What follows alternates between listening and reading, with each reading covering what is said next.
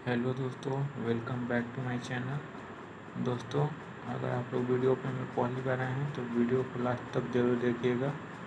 Channel पर पहली बार आए हैं तो चैनल को सब्सक्राइब कर लीजिएगा। ठीक है दोस्तों, आज हम लोग मौर्य साम्राज्य के बारे में पढ़ेंगे। ठीक है, तो देखिए मौर्य साम्राज्य। मौर्य वंश का संस्थापक चंद्रगुप्त मौर्य का जन्म 345 ईस्वी पूर्व में हुआ था। मौर्य वंश का संस्थापक कौन था? चंद्रगुप्त मौर्य, जिसका जन्म 345 ईस्वी पूर्व में हुआ था। ठीक है, जस्टिन ने चंद्रगुप्त मौर्य को सेंड्रोकोटस कहा है, जिसकी पहचान विलियम जोन्स ने चंद्रगुप्त मौर्य से की है। ठीक है, जस्टिन ने चंद्रगुप्त मौर्य को सेंड्रोकोटस कहा है।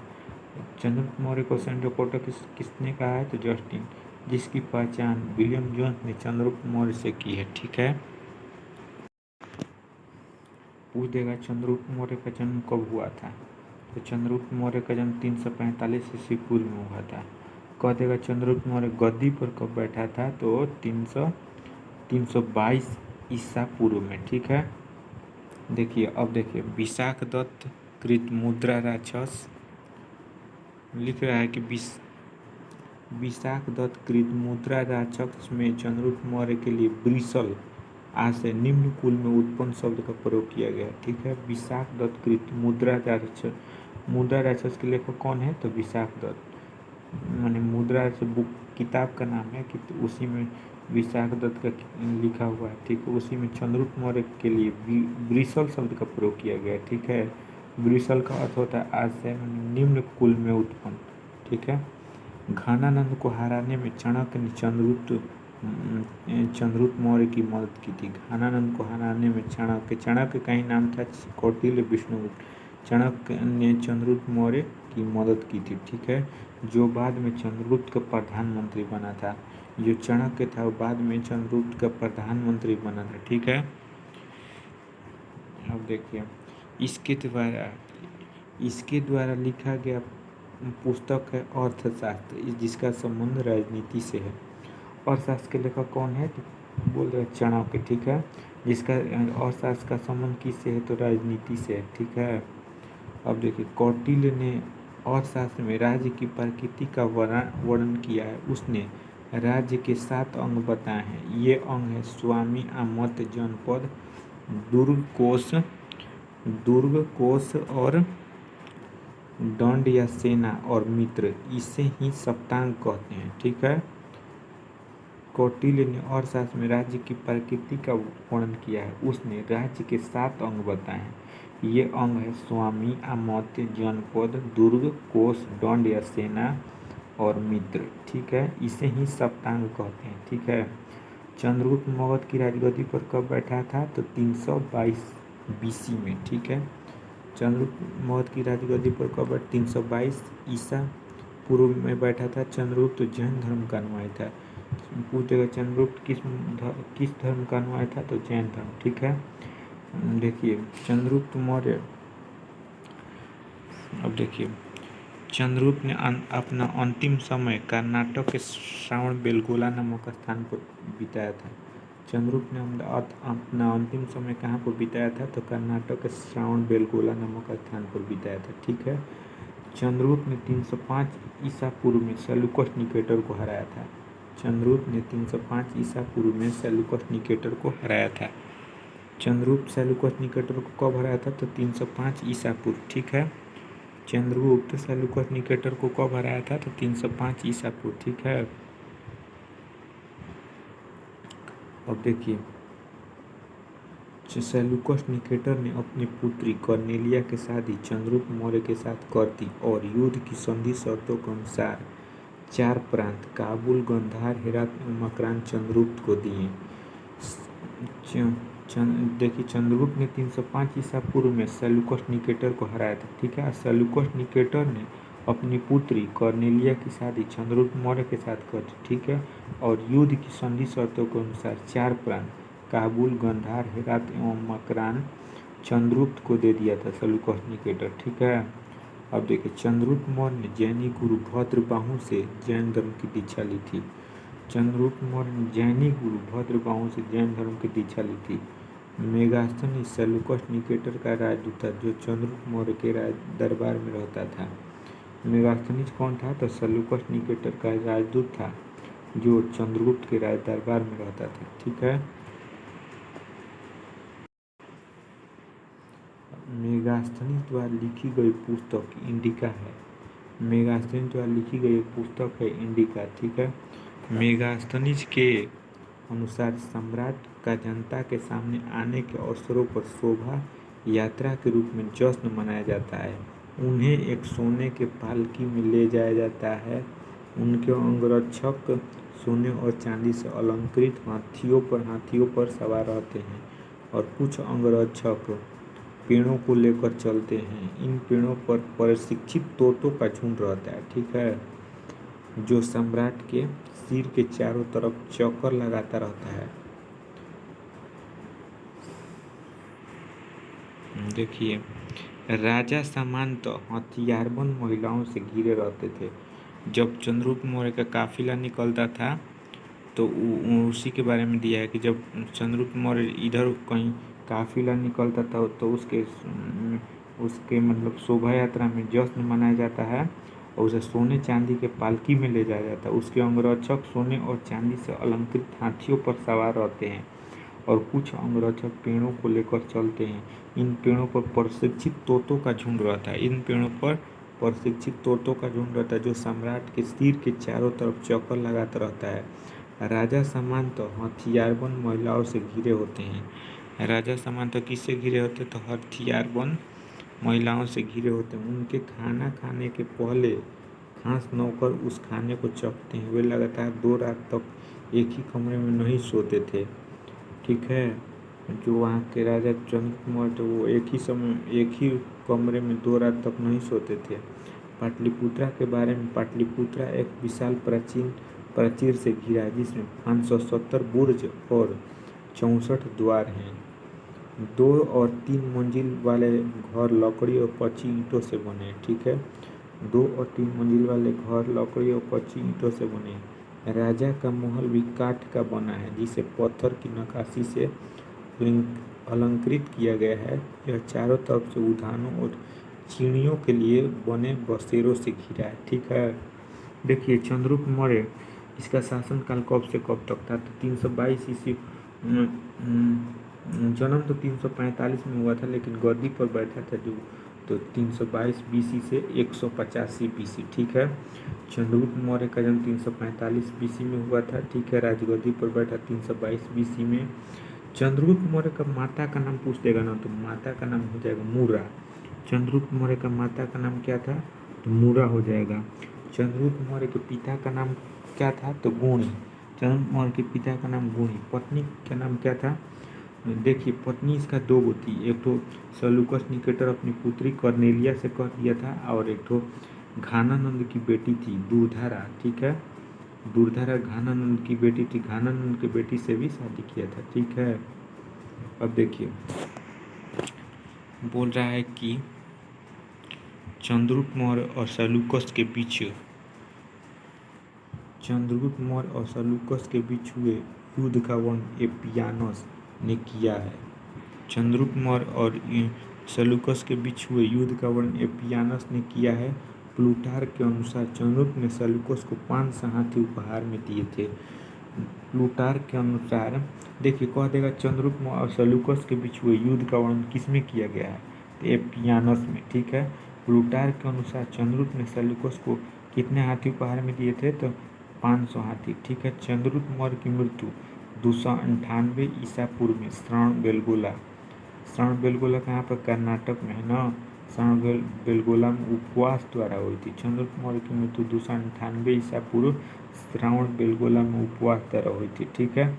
अब देखिए, अब जानते हैं कि देखिए चंद्रगुप्त मौर्य का जन्म 345 बीसी में हुआ था। राजगद्दी पर 322 बीसी में बैठा था। चंद्रगुप्त मौर्य की माता का नाम मूरा था, पिता का नाम था गुणी। अब पत्नी थी, देखिए पत्नी थी दुर्धारा, घानानंद की बेटी थी। ठीक है। आप घानानंद की दुर्धारा का ही लड़का चंद्र इसका एक तो ट्रिक है। देखिए, चंद्र बिंदु अशोक बृहद्रथ देखिए चंद्र हो जाएगा, चंद्र से चंद्रगुप्त मौर्य, बिंदु से बिंदुसार हो जाएगा, चंद्र बिंदु अशोक, अब बिंदुसार का लड़का अशोक हो जाएगा और अशोक के बाद बृहद्रथ हो जाएगा। मौर्य वंश का अंतिम शासक कौन था? बृहद्रथ, ठीक है। चंद्र बिंदु अशोक बृहद्रथ, ठीक है, चंद्र बिंदु अशोक बृहद्रथ, ठीक है। चंद्र से चंद्रगुप्त मौर्य, चंद्र बिंदु से बिंदुसार, चंद्र बिंदु अशोक बृहद्रथ, ठीक है। तो देखिए चंद्रगुप्त मौर्य की पत्नी दो गो थी, एक तो दूरधरा थी और एक तो कर्नेलिया थी। दूरधरा का एक तो लड़का था, उसी को बिंदुसार, इसके बाद चंद्रगुप्त मौर्य के बाद वहीं पर राजा बना था, ठीक है, मौर्य वंश का राजा वहीं बना था। दूरधरा का जो लड़का था बिंदुसार, घानानंद की बेटी थी दूरधरा, उसी का लड़का था बिंदुसार, वहीं बना था चंद्रगुप्त मौर्य के बाद राजा, ठीक है।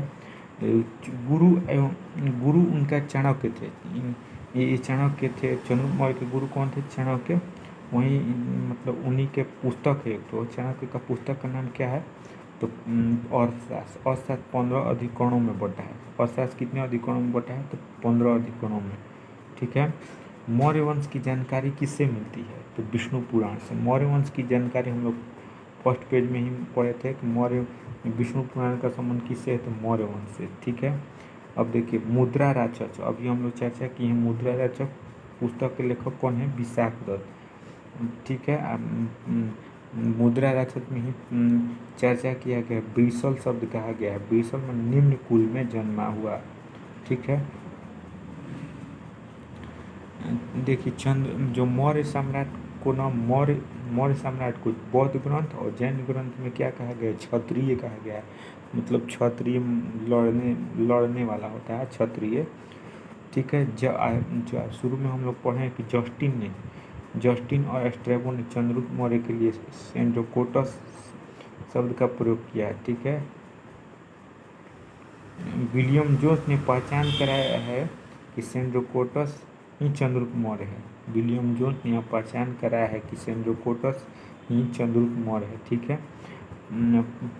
जो यहाँ पे हम लोग पढ़े हैं कि प्लूटार्क के अनुसार चंद्रगुप्त मौर्य सेल्यूकस को 500 हाथी उपहार में दिए थे, ठीक है। देखिए चंद्रगुप्त मौर्य के शासनकाल में ही पाटलिपुत्र में 12 वर्षों का भीषण अकाल पड़ गया था। चंद्रगुप्त मौर्य के शासनकाल में पाटलिपुत्र में 12 वर्षों का भीषण अकाल पड़ गया था, ठीक है।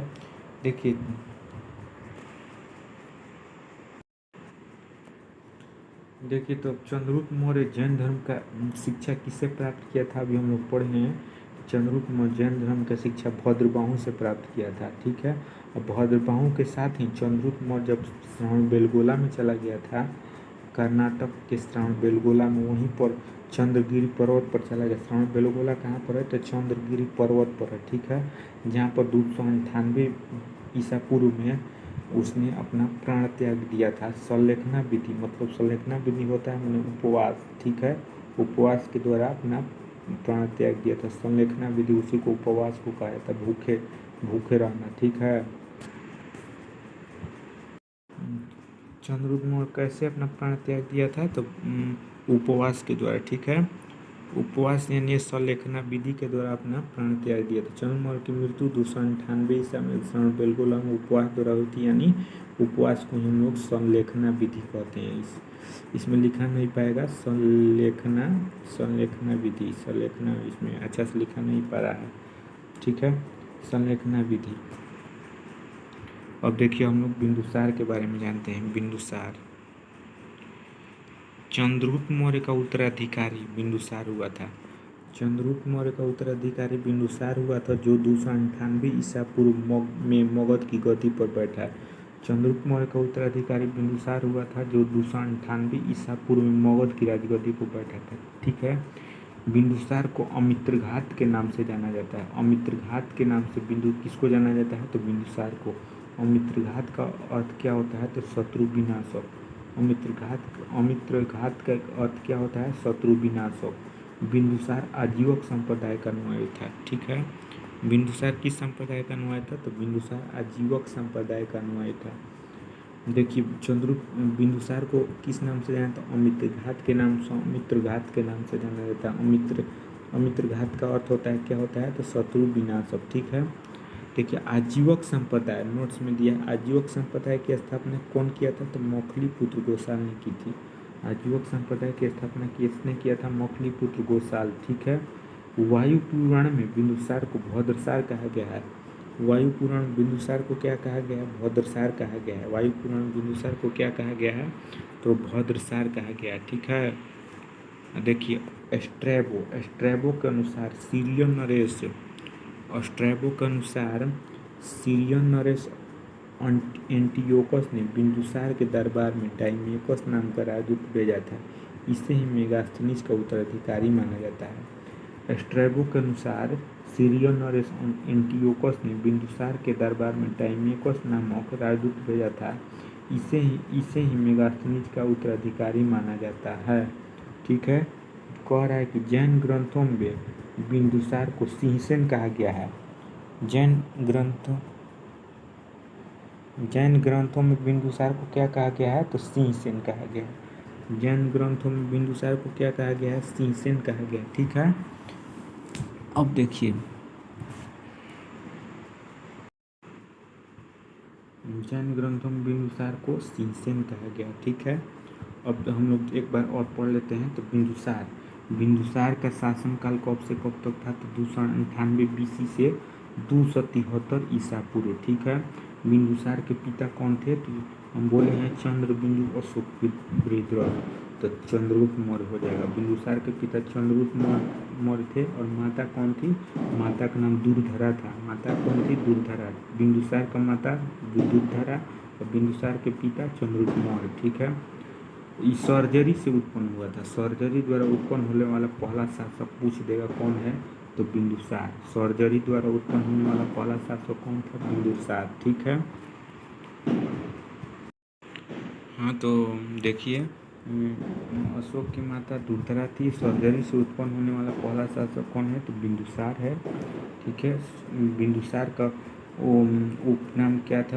अमित्रघात के नाम से जाना जाता है। अमित्रघात का अर्थ होता है शत्रु विनाशक। ठीक है। अब हम लोग यहाँ पे देखते हैं। देखिए यहाँ पे हो जाएगा बिंदुसार के शासन काल में तक्षशिला सिंधु एवं झेलम नदी के बीच में हुए 2 विद्रोह का वर्णन है। इस विद्रोह को दबाने के लिए बिंदुसार ने पहले सुसीम को और बाद में अशोक को भेजा था। बिंदुसार का बड़ा बेटा था सुसीम, तक्षशिला का राजकुमार था। ठीक है। उस समय बड़ा बेटा उसका था सुसीम, तक्षशिला का राजकुमार था। जो विद्रोह को दबाने के लिए अशोक ये बिंदुसार भेजा था, उसको वो दबाने में असफल रहा था। ठीक है। अब देखिए एथनियस के अनुसार बिंदुसार ने सीरिया के शासक एंटियोकस प्रथम से मदिरा, सूखे अंजीर एवं एक दार्शनिक भेजने की प्रार्थना की थी। ठीक है। एथियनस के अनुसार बिंदुसार ने सीरिया के शासक एंटियोकस प्रथम से मदिरा, सूखे अंजीर एवं एक दार्शनिक भेजने की प्रार्थना की थी। ठीक है। बौद्ध विद्वान तारानाथ ने बिंदुसार को 16 राज्यों का विजेता बताया है। बौद्ध विद्वान जो तारानाथ था बिंदुसार को 16 राज्यों का विजेता बताया है। ठीक है। तारानाथ बिंदुसार को 16 राज्यों का विजेता बताया। ठीक है। बिंदुसार के समय तक्षशिला में 2 बार विद्रोह हुआ था। ठीक है। बिंदुसार के समय तक्षशिला में कितनी बार विद्रोह हुआ था? 2 बार। बिंदुसार ने अपने छोटा पुत्र जो अशोक था ना, उस समय अवंती का राज्यपाल था। बिंदुसार के छोटा पुत्र अशोक था, उस समय अवंती का राज्यपाल था। जब उसको विद्रोह को दबाने के लिए तक्षशिला भेजा था, तो अशोक को विद्रोह दबाने के लिए तक्षशिला भेजा था, तो अशोक ने क्रूरतापूर्वक विद्रोह को दबा दिया था। क्रूरता मतलब पूरा जाकर मतलब पूरा झगड़ा किया था, तो किसी को ही मार दे रहा था। क्रूरतापूर्वक विद्रोह को दबा दिया था। ठीक है। तो बिंदुसार का मृत्यु 273 ईसा पूर्व में हो गया था। ठीक है। और उत्तराधिकार युद्ध जो था, उत्तराधिकार के लिए जो युद्ध हो रहा था वो 4 वर्षों तक चला था। ठीक है। देखिए यहाँ पे लिखा है बिंदुसार की सभा में 500 सदस्यों वाली एक मंत्री परिषद थी, जिसका प्रधान खलाटक कहा जाता था। उस समय प्रधानमंत्री को क्या कहा जाता था, तो खलाटक कहा जाता था, ठीक है। बिंदुसार के बाद उसका छोटा पुत्र जो था अशोक, वहीं शासक बना था, ठीक है, मौर्य वंश का, ठीक है, वहीं शासक बना था। तो अशोक के बारे में अब हम लोग देखते हैं। देखिए, अशोक बिंदुसार का उत्तराधिकारी अशोक महान हुआ, जो 269 ईसा पूर्व में मगध की राजगद्दी पर बैठा। बिंदुसार का उत्तराधिकारी अशोक महान हुआ जो 269 ईसा पूर्व में मगध की राजगद्दी पर बैठा। अशोक की माता का नाम सुभद्रांगी था दिव्य वरदान के अनुसार। अशोक की माता का नाम क्या था, सुभद्रांगी था दिव्य वरदान के अनुसार, ठीक है। इसी को सुभद्रांगी या धर्मा भी कहा जाता है। धर्मा भी का उपनाम, माने उपनाम या नाम था सुभद्रांगी, धर्मा भी था, ठीक है। पिता तो बिंदुसार था, ठीक है। अब देखिए, राजगद्दी पर बैठने के समय अशोक अवंती का राज्यपाल था। बोले न कि उस समय अवंती का राज्यपाल था, तो उसी को भेज दिया था विद्रोह को दबाने के लिए अशोक को। तो उसने क्रूरतापूर्वक पूरा मार दिया था सब, बहुत आदमी को, ठीक है। उसका 101 मतलब बिंदुसार का परिवार मतलब पूरा ज़्यादा था। तो गद्दी पर बैठने के लिए अपने का 100 गो भाई को मार दिया था अपना अशोक। राजगद्दी पर बैठने के समय अशोक अवंती का राज्यपाल था, ठीक है, अवंती का राज्यपाल था। मास्की गुर्जरा नेतुल उडेगोलम के लेखों में अशोक का नाम अशोक मिलता है, ठीक है। मास्की गुर्जरा नेतुल एवं उडेगोलम के लेखों में अशोक का नाम क्या मिलता है, अशोक मिलता है, ठीक है। अब देखिए, अशोक का इतिहास मुख्यतः उसके अभिलेखों से ही ज्ञात होता है। अशोक का इतिहास हमें मुख्यतः उसके अभिलेखों से ही ज्ञात होता है। इसके अभिलेखों को निम्नलिखित वर्गों में विभाजित किया जा सकता है, शिलालेख, स्तंभलेख और गुहालेख, ठीक है। अशोक के अभिलेखों को निम्न वर्गों में विभाजित किया जा सकता है। कौन कौन, तो शिलालेख, स्तंभलेख और गुहालेख, ठीक है। नोट में लिखा है D.R. भंडारकर जैसे इतिहासकार ने अभिलेखों के आधार पर ही अशोक का इतिहास लिखने का प्रयास किया है। जो D.R. भंडारकर जैसे इतिहासकार ने अभिलेखों के आधार पर ही अशोक का इतिहास लिखने का प्रयास किया है, ठीक है।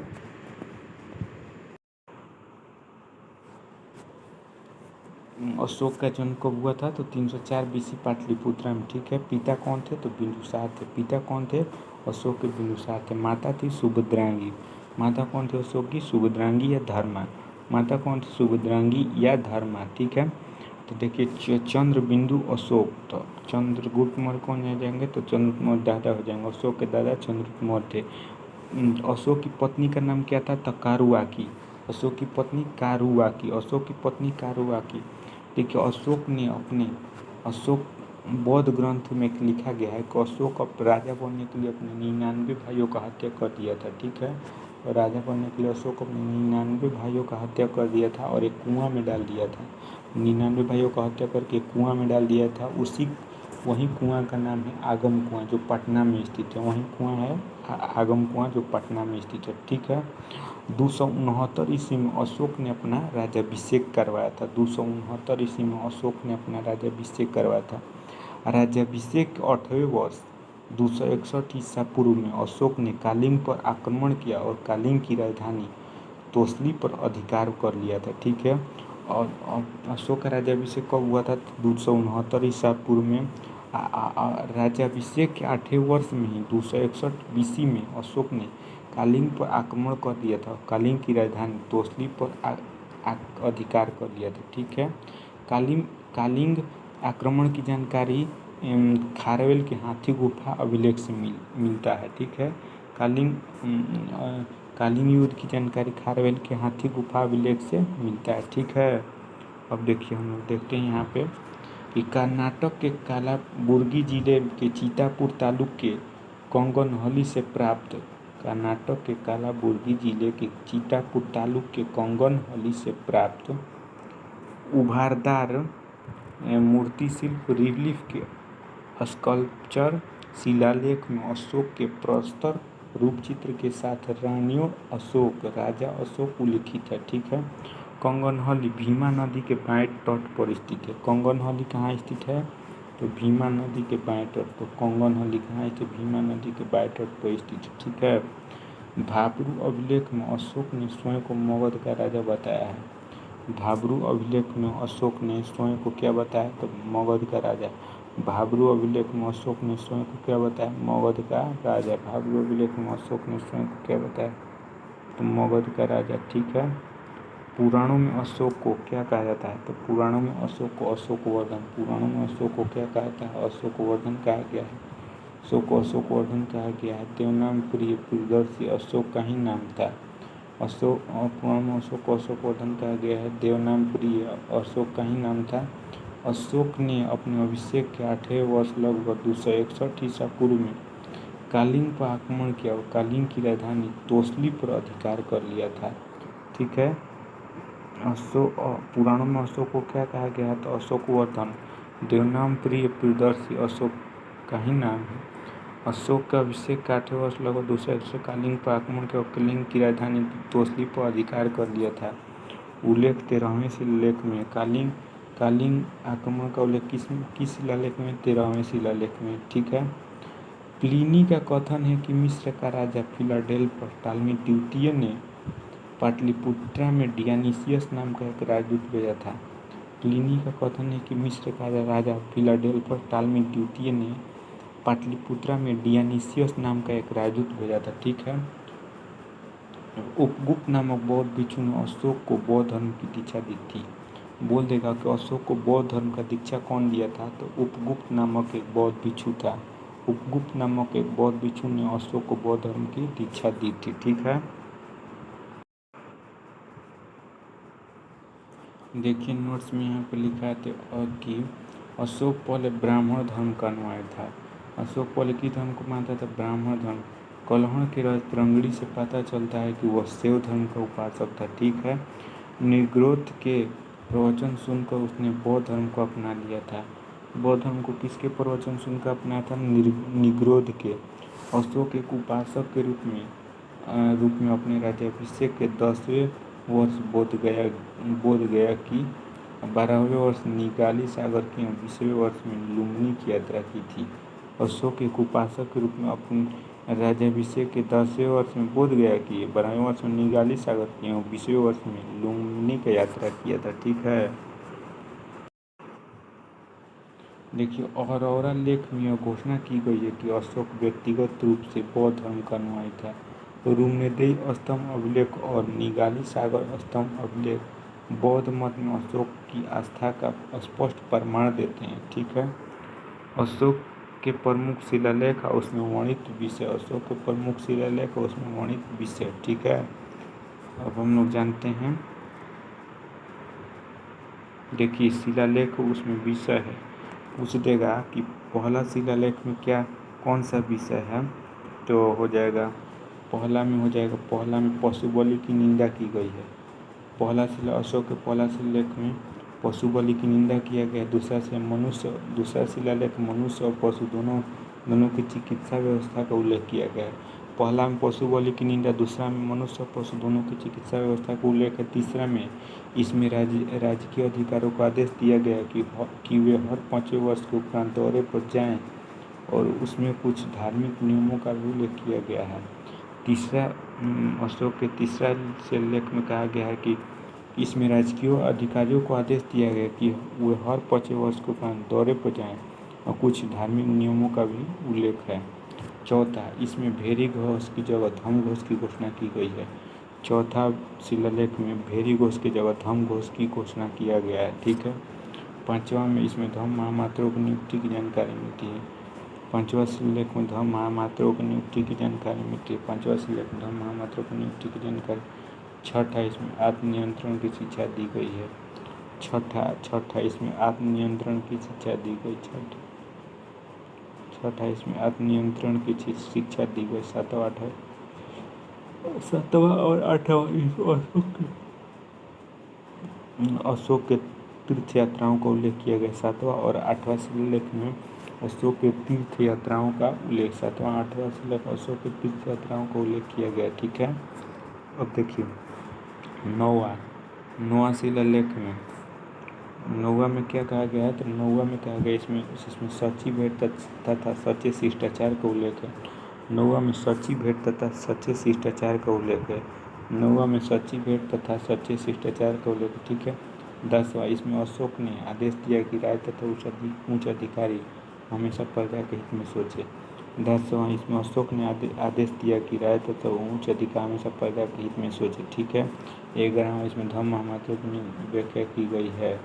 11वां, इसमें धर्म महामात्रों की व्याख्या की गई। 12वां, इसमें स्त्री महामात्रों की नियुक्ति सभी प्रकार के विचारों को सम्मान की बात कही गई है। 12वां, इसमें स्त्री महामात्रों की नियुक्ति सभी प्रकार के विचारों को सम्मान की बात कही गई। 13वां शिलालेख में कालीयुग का वर्णन तथा अशोक के हृदय परिवर्तन की बात की गई है, ठीक है। इसी में 5 यवन राजाओं के नामों का उल्लेख है जहाँ उसने धर्म प्रचारक भेजे, ठीक है। 14वां में देखिए, अशोक ने जनता को धार्मिक जीवन बिताने के लिए प्रेरित किया है। 14वां शिलालेख में अशोक ने जनता को धार्मिक जीवन बिताने के लिए प्रेरित किया है, ठीक है। अब देखिए, अब हम लोग जानते हैं कि बौद्ध धर्म के प्रचार के लिए अशोक ने अपने पुत्र महेंद्र एवं पुत्री संघमित्रा को कहाँ पे श्रीलंका भेज दिया था, ठीक है। अशोक भारत का पहला ऐसा शासक था जिसने अपने संदेशों को अभिलेख के माध्यम से जनता तक पहुंचाया, ठीक है। अशोक भारत का पहला ऐसा शासक था जिसने अपने संदेशों को अभिलेख के माध्यम से जनता तक पहुंचाया है, ठीक है। अशोक को अभिलेख को लिखने की प्रेरणा ईरान के राजा डेरियस या दाएं बाहू से मिली थी, ठीक है। अशोक के शिलालेख पहली बार टिफैंथेला ने 1750 ईस्वी में खोजा था, ठीक है। अशोक के अभिलेख पढ़ने में पहली सफलता 1837 में जेम्स प्रिंसेप को हुई थी, ठीक है। देखिए, भाब्रू अभिलेख में अशोक को मगध सम्राट बताया गया, ठीक है।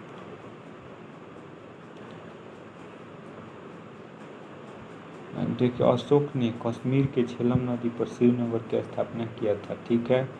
अशोक ने आजीवक संप्रदायों को लोगों को गया में स्थित बराबर की पहाड़ियों में 4 गुफा दान किया था। बराबर की पहाड़ी वर्तमान में जहानाबाद जिला में स्थित है। बराबर की पहाड़ी कहते हैं वर्तमान में कहाँ पर है, तो जहानाबाद जिला में, ठीक है। देखिए, अशोक ने आजीवक संप्रदाय के लोगों को गया में स्थित बराबर की पहाड़ियों को 4 गुफा प्रदान किए थे। कौन कौन, तो सुदामा, कर्ण, चोपड़ा और विष्णु झोपड़ी। सुदामा, कर्ण, चोपड़ा और विष्णु झोपड़ी, ठीक है। वर्तमान में क्या कहा था, बराबर की गुफाएं कहाँ पर है, तो जहानाबाद जिला में, ठीक है।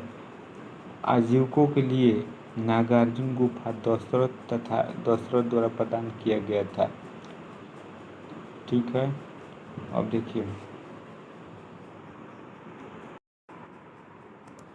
यहाँ पे है, अशोक ने आजीविकों को रहने हेतु बराबर की पहाड़ी में 4 गुफाओं का निर्माण करा था जिसका नाम कर्ण, चोमा, सुदामा और विष्णु झोपड़ी था, ठीक है। अशोक के पौत्र दशरथ ने आजीविकों को नागार्जुन गुफा प्रदान की थी और 7वें स्तंभ लेख में आजीविकों को उल्लेख किया है तथा महामात्रों को आजीविकों के हितों को ध्यान रखने के लिए कहा गया है, ठीक है।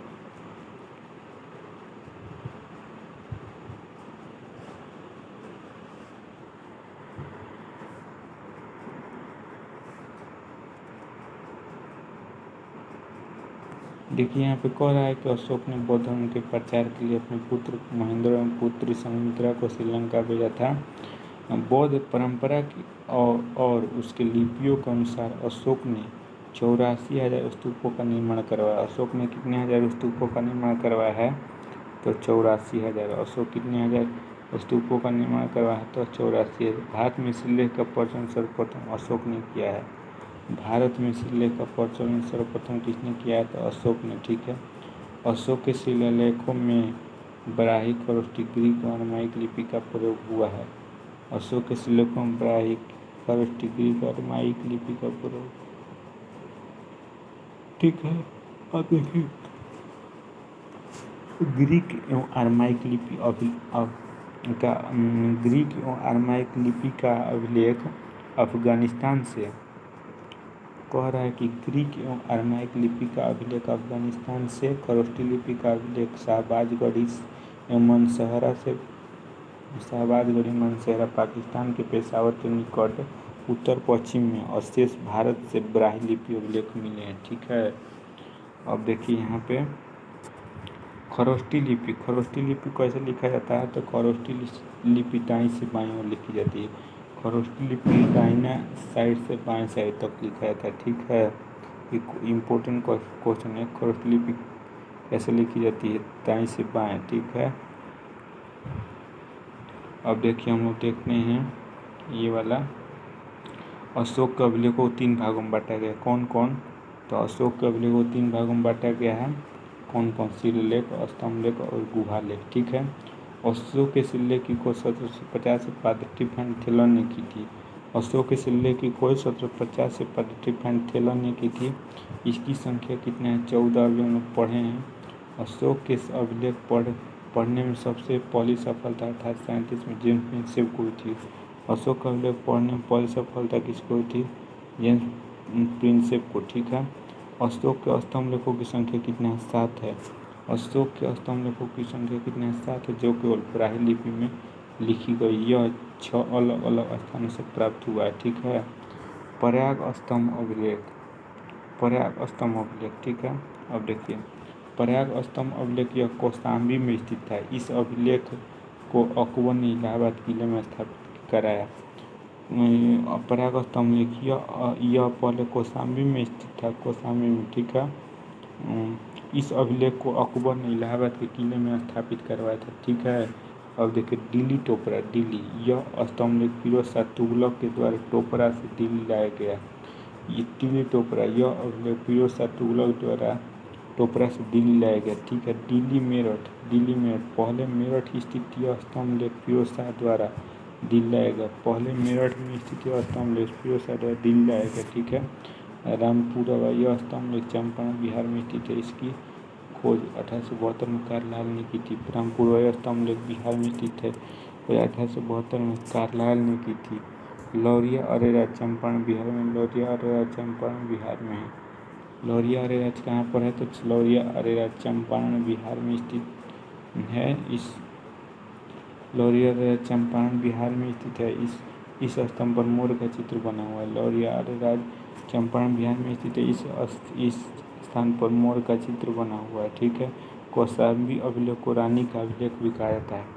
कौशाम्बी अभिलेख को क्या कहा जाता है, रानी का अभिलेख भी कहा जाता है। कौशाम्बी अभिलेख को क्या कहा जाता है, रानी का अभिलेख भी कहा जाता है। अशोक का 7वां अभिलेख सबसे लंबा है। अशोक का सबसे छोटा स्तंभ लेख लुम्बिनी देवी है। इसी में लुम्बिनी के धम्म यात्रा के दौरान अशोक द्वारा बुरा की दर घटाकर 1/8 को भाग कर दिया और लुम्बिनी ग्राम का धार्मिक और बलि माफ कर दिया। ठीक है। अब देखिए अब हम लोग जानेंगे महास्थान नोट्स में। देखिए महास्थान में बांग्लादेश से प्राप्त 100 गोरा एकमात्र ताम्रपत्र अभिलेख में मौर्य काल में अकाल सूखा जैसे देवी प्रकोप के समय राज्य द्वारा राजकाल के लिए किए जाने वाले विवरण हैं। ठीक है।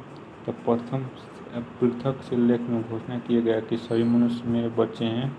ठीक है। प्रथम शिलालेख में घोषणा किया सभी मनुष्य हमारे बच्चे हैं। ठीक है। अशोक ने सार ए कंदहार अभिलेख में ग्रीक और अरमाइक भाषाओं का प्राप्त हुआ है। अशोक का सार ए अभिलेख में ग्रीक और अरमाइक भाषाओं में प्राप्त हुआ है। ठीक है। देखो साम्राज्य में मुख्यमंत्री पुरोहित की नियुक्ति के पूर्व उनके चरित्र को काफी जांचा परखा जाता था, जिसे उपदा परीक्षण कहा जाता था। ठीक है। सम्राट की सहायता के लिए मंत्री परिषद होती। सम्राट की सहायता के लिए क्या होती थी, मंत्री परिषद होती, जिसमें सदस्यों की संख्या 12, 16, 16 तथा 20 हुआ करती थी। ठीक है। और साथ में शीर्षस्थ अधिकारी के रूप में तीर्थ का उल्लेख मिलता है, जिसे महामात्र भी कहा जाता है। इसकी संख्या कितना है, 18। और साथ में 4 जासूस को कहा गया और साथ में 4 किसको कहा गया, जासूस को। ठीक है। अब देखिए अशोक के समय मौर्य साम्राज्य में प्रांतों की संख्या 5 थी। अशोक के समय मौर्य प्रांतों की संख्या 5 थी। प्रांतों को चक्र कहता है। प्रांतों के प्रशासक कुमार आर्यपुत्र या राष्ट्रिक कहलाते। ठीक है, प्रांतों का विभाजन विषय में किया गया था जो विषयपति के अधीन होते थे। प्रशासन की सबसे छोटी इकाई ग्राम थी जिसका मुखिया ग्रामीण कहलाता था। प्रशासन की सबसे छोटी इकाई क्या थी? ग्राम, जिसकी मुखिया ग्रामीण कहलाता था। प्रशासकों में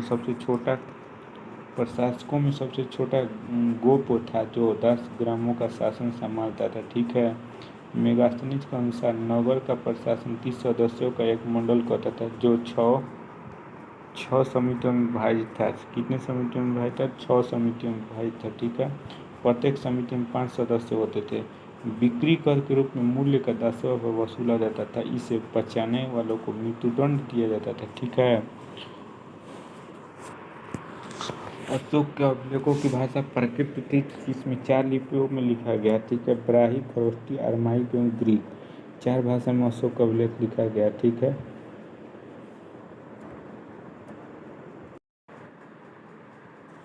देखिए दोस्तों, मेगास्थनीज के अनुसार एग्रोनोमोई और मेगास्थनीज का एग्रोनोमाई मार्ग निर्माण का अधिकारी था। मेगास्थनीज के अनुसार एग्रोनोमाई का था तो मार्ग निर्माण अधिकारी था। कह रहा है कि जस्टिन के अनुसार चंद्रगुप्त मौर्य की सेना में लगभग 50,000 अश्वारोही सैनिक एवं 9,000 हाथी, 8,000 रथ थे। ठीक है, जस्टिन नामक यूनानी लेखक के अनुसार चंद्रगुप्त ने अपनी 6 लाख की फौज से सारे भारत को रौंद दिया। यह बात सही भी हो सकती थी और नहीं भी, लेकिन यह सही है कि चंद्रगुप्त ने पश्चिमोत्तर भारत को सेल्यूकस की गुलामी से मुक्त किया था। ठीक है, मुक्त किया। जस्टिन ने चंद्रगुप्त की सेना को लुटेरों की सेना कहा है। जस्टिन ने कह रहा है कि जस्टिन ने चंद्रगुप्त की सेना को लुटेरों की सेना कहा। युद्ध क्षेत्र में सेना का नेतृत्व करने वाला अधिकारी नायक कहलाता था। ठीक है, सैन्य विभाग का सबसे बड़ा अधिकारी सेनापति होता था। प्लिनी नामक यूनानी लेखक चंद्रगुप्त की सेना में 60,000 पैदल सैनिक, 30,000 घुड़सवार और 9,000 हाथी थे। ठीक है, मेगास्थनीज के अनुसार मौर्य सेना का रखरखाव 5 सदस्यीय 6 समितियां करती थी। मेगास्थनीज के अनुसार मौर्य सेना का रखरखाव 5 सदस्यीय 6 समितियां करती। ठीक है, मौर्य प्रशासन का गुप्तचर विभाग महामात्म सर्प नामक अमात्य के अधीन था। ठीक है, अर्थशास्त्र में गुप्तचर को गूढ़ पुरुष कहा गया। अर्थशास्त्र में गुप्तचर को क्या कहा गया है? गूढ़ पुरुष। अर्थशास्त्र में गुप्तचर को गूढ़ पुरुष कहा गया है तथा एक ऐसे ही स्थान पर रहकर कार्य करने वाले गुप्तचर को संस्था कहा जाता था। ठीक है, कह रहा है कि एक स्थान से दूसरे स्थान पर भ्रमण करके कार्य करने वाला गुप्तचर को संचार कहा जाता था। ठीक है, देखो, अशोक के समय जनपदीय न्यायालय के न्यायाधीश को राजू कहा जाता था। जनपदीय न्यायालय के न्यायाधीश को क्या कहा जाता था? राजू। अशोक के समय जनपदीय न्यायालय के न्यायाधीश को राजू कहा जाता था। सरकारी भूमि को सीता भूमि कहा जाता है। सरकारी भूमि क्या कहता है? सीता भूमि। बिना वर्षा की अच्छी खेती देने वाली भूमि को अदेव मात्रा कहा जाता है। ठीक है, मौर्य काल में द्रोण अनाज के माप के लिए प्रयोग किया जाता था। ठीक है, मेगास्थनी ने भारतीय समाज को 7 वर्गों में विभाजित किया। कौन कौन? तो दार्शनिक, किसान, अहीर, कारीगर, सैनिक, निरीक्षर, सभासद। ठीक है, स्वतंत्र वेश्यावृत्ति को अपनाने वाली पहली महिला रूपा जीवा कहलाती थी। स्वतंत्र वेश्यावृत्ति को अपनाने वाली पहली महिला क्या कहलाती थी? रूपा जीवा। ठीक है, नंद वंश के विनाश करने में चंद्रगुप्त मौर्य ने कश्मीर के प्रवर्तक से सहायता प्राप्त की। स्वतंत्रता कह रहा है कि स्वतंत्र वेश्यावृत्ति को अपनाने वाली पहली महिला रूपा जीवा कहलाती थी। नंद वंश का विनाश कह रहा है कि नंद वंश का विनाश करने में चंद्रगुप्त मौर्य ने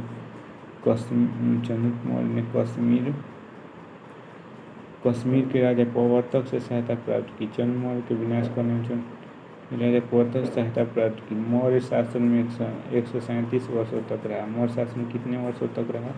137 वर्षों। भागवत पुराण के अनुसार मौर्य वंश के 10 राजा, जबकि वायु पुराण का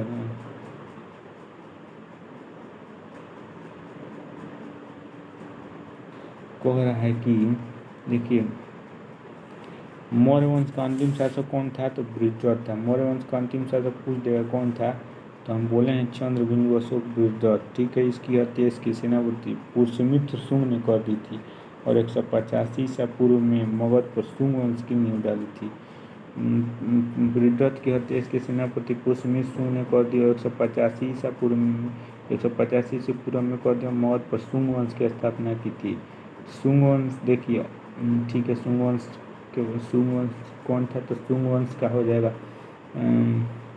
पुष्पदेव शुंग वंश। ठीक है, पुष्प मने हो जाएगा पुष्यमित्र शुंग और देव मने देवभूति। ठीक है, दो को ज़्यादा नहीं है इसमें, पुष्पदेव शुंग वंश। मसु सु क सात वंश सातवाहन वंश इसी में। तो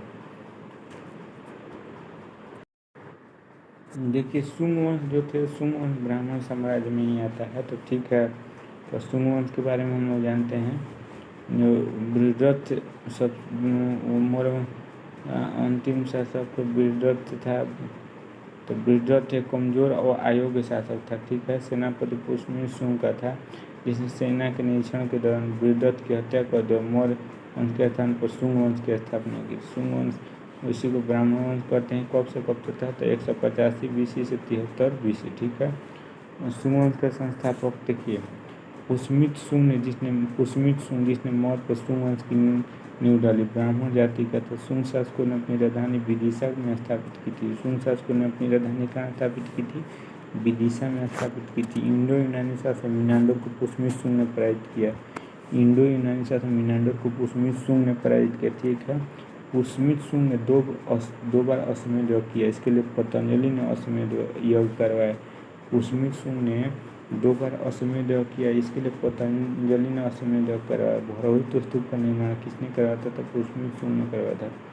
भौरहुत स्तूप का निर्माण किसने करवाया था, पुष्यमित्र शुंग करवाया था। ठीक है, शुंग वंश का अंतिम शासक कौन था, तो पुष्पदेव शुंग वंश। शुंग वंश का अंतिम शासक कौन था, देवहूति। इसकी हत्या 73 ईसा पूर्व में वासुदेव ने कर दी थी।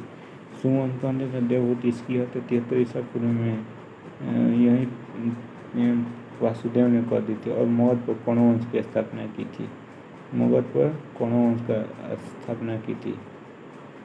देखिए कण्व वंश वासुदेव संस्थापक था। अंतिम शासक कौन हो जाएगा, तो सुशर्मा। कण्व वंश का अंतिम शासक ज़्यादा पूरा डिटेल में नहीं दिया है। वासुदेव कण्व वंश का संस्थापक अंतिम शासक हो जाएगा सुशर्मा। ठीक है, अंतिम शासक सुशर्मा हो जाएगा कण्व वंश। ठीक है, अब देखिए अब हो जाएगा सातवाहन। तो मसु क सा से सातवाहन वंश।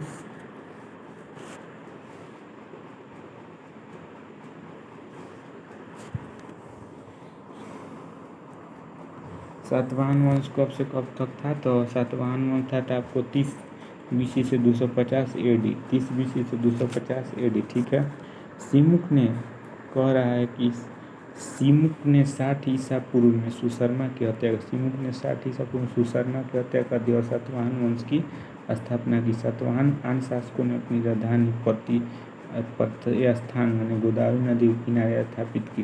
ठीक है, सातवाहन शासकों ने अपनी राजधानी कहाँ स्थापित की, प्रतिष्ठान गोदावरी नदी किनारे स्थापित की थी। प्रतिष्ठान महाराष्ट्र के औरंगाबाद जिले में। प्रतिष्ठान कहाँ पर है, तो महाराष्ट्र के औरंगाबाद जिले में। ठीक है, सातवाहन वंश के प्रमुख शासक थे कौन कौन, सिमुक, सतकर्णी, गौतमीपुत्र सतकर्णी, वशिष्ठीपुत्र पुलुमावी, योगेश्वरी सतकर्णी।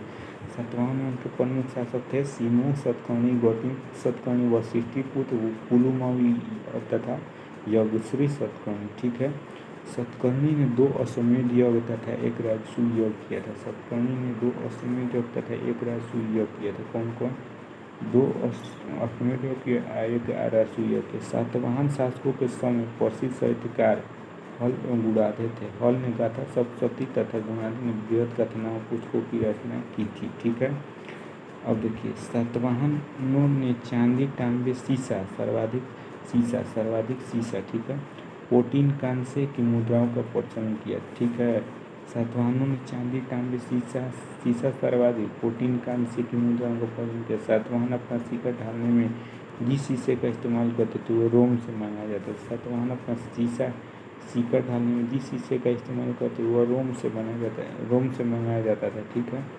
ब्राह्मणों को भूमि अनुदान देने की प्रथा का प्रारंभ कौन किया था? तो सातवाहनों ने।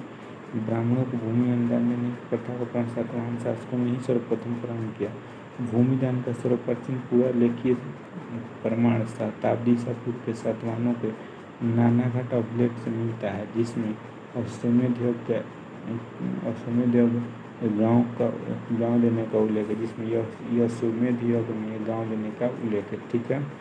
सातवाहनों की राजकीय भाषा प्राकृत लिपि क्या थी? ब्राह्मी। सातवाहनों की राजकीय भाषा प्राकृत लिपि क्या थी? ब्राह्मी। सातवाहनों में हमें मात्र तंत्रात्मक ढांचे का आभास मिलता है। उनके राजाओं के नाम उनकी माताओं के नाम पर रखने की प्रथा थी। ठीक है। जैसे गौतमी पुत्र, वशिष्ठी पुत्र आदि। लेकिन सातवाहन राजकुल के तंत्रात्मक था, क्योंकि राज सिंहासन का उत्तराधिकारी पुत्र ही होता था। ठीक है। राज सिंहासन का उत्तराधिकारी कौन होता था? तो पुत्र ही होता था। ठीक है। अब देखिए यहाँ पर कह रहा है सातवाहन शासकों ने ग्रामीण क्षेत्र में प्रशासन का काम गैलमी को सौंपा। गैलमी की एक सैनिक टुकड़ी का प्रधान होता था, जिसमें 9 रथ, 9 हाथी, 25 घोड़े, 45 पैदल सैनिक होते। ठीक है। सातवाहनों की महत्वपूर्ण स्थापत्य कृति काले का चैत्य, ये इम्पोर्टेंट है, ये वाला इम्पोर्टेंट है। ठीक है। देखिए ये जो कह रहा है ये इम्पोर्टेंट है। सातवाहनों की प्रमुख स्थापत्य कृति है काले का चैत्य, अजंता एलोरा गुफाओं का निर्माण, अमरावती कला का विकास। ठीक है। सतकर्णी एवं अन्य सभी सातवाहन शासक दक्षिणापथ के स्वामी कहे जाते थे। सातवाहन एवं अन्य सभी शासक दक्षिणापथ के स्वामी कहे जाते थे। ठीक है। आंध्र प्रदेश के गुंटूर जिले में स्थित धरणीकोट नामक स्थान सातवाहन युग के धान्य कटक नाम से विख्यात है। यह अमरावती के निकट है। कुछ काल का सातवाहनों की राजधानी रहा। इस नगर की प्रसिद्धि का इसका महत्वपूर्ण व्यापारिक मंडी होना था। ठीक है। यह सातवाहन साम्राज्य की पूर्वी भाग की सबसे बड़ी मंडी थी। यहाँ से उत्तर और दक्षिण के अनेक व्यापारिक मार्ग गुजरते थे। महासंघियों के अधीन एक प्रमुख बौद्ध केंद्र के रूप में समृद्ध हुआ, क्योंकि यहाँ समृद्ध व्यापारियों ने स्तूपों एवं अन्य बौद्ध स्मारकों का निर्माण करवाया था। ठीक है। सातवाहन राज्य ने उत्तर और दक्षिण भारत के बीच सेतु का काम किया। नोट्स में दिया है कि सातवाहन राज्य ने उत्तर और दक्षिण भारत के बीच सेतु का काम किया। ठीक है। देखिए सातवाहन 30 BC से 250 AD। ठीक है। सिमुक सातवाहन वंश का संस्थापक था। सातवाहन वंश का संस्थापक कौन था? तो सिमुक। ठीक है। सातवाहन वंश का संस्थापक कौन था? सिमुक था। बोल देगा कि आंध्र सातवाहन वंश की जानकारी किससे मिलती है? तो मत्स्य पुराण में। आंध्र सातवाहन वंश की जानकारी किससे मिलती है? तो मत्स्य पुराण में। देखिए कह देगा ब्राह्मणों को सर्वप्रथम भूमि देने की शुरुआत सातवाहनों ने किया था। इसकी जानकारी हमें किस अभिलेख से मिलती है? तो नानाघाट अभिलेख से मिलती है। ठीक है। ब्राह्मणों को भूमि अनुदान देने की प्रथा की शुरुआत सातवाहनों ने किया था। इसकी जानकारी हमें किससे मिलती है? तो नानाघाट अभिलेख से मिलता है। ठीक है। नानाघाट अभिलेख से। तो ठीक है दोस्तों, यहाँ पे हम लोग आज क्लास को अब ख़त्म करते हैं, फिर कल मिलेंगे। ठीक है।